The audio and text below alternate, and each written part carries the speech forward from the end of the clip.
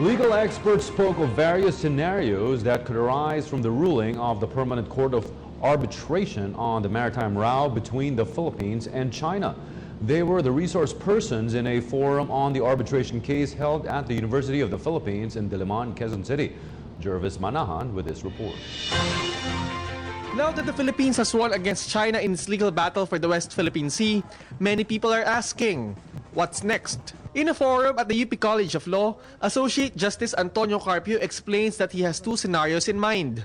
First is the optimistic scenario, in which China would comply with the final ruling. Should this happen, the tension on the West Philippine Sea would be resolved, as that among the countries that show interest in its sea features. There have been instances in the past where China claimed that they would refuse to follow the decision of the International Court, but would end up abiding by it. The other scenario is the realistic one, where China will reject the ruling of the Permanent Court of Arbitration. If this happens, the Philippines may file a case to require China to pay for damaged resources that belong to the Exclusive Economic Zone or EEZ of the Philippines. Carpio adds that the Philippines cannot resort engaging in joint development on the seas under its EEZ because it is against the law. The EEZ covers all waters 200 nautical miles from the coasts of islands under Philippine territory. A sea feature can be considered an island if it can sustain human life.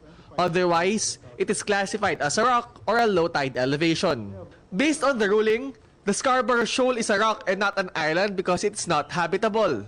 As a result, its territorial sea is limited to up to 12 nautical miles only. The PCA ruling does not say which country has rights over disputed sea features, including Spratlys and Scarborough, as it is not under the court's jurisdiction. Carpio clarifies that foreign countries are still allowed to fish on Scarborough's common fishing grounds if they have historic claims, but they can only sail as far as 12 nautical miles from the shoals. Any point beyond this is already part of the Philippine EEZ, where only Filipino fisherfolk have sole right to fishing activities.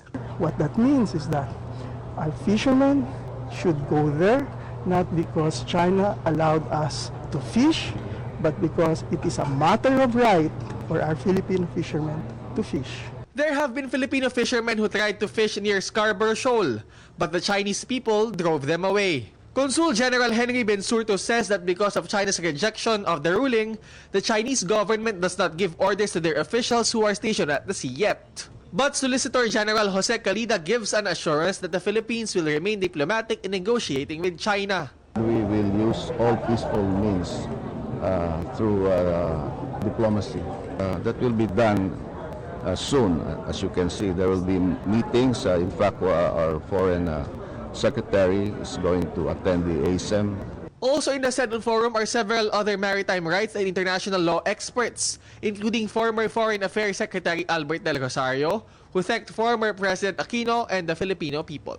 Jervis Manahan, PTV News. Hi, ako po si Aljo Bendijo. Subscribe na sa PTV YouTube channel. I-click lang ang subscribe button.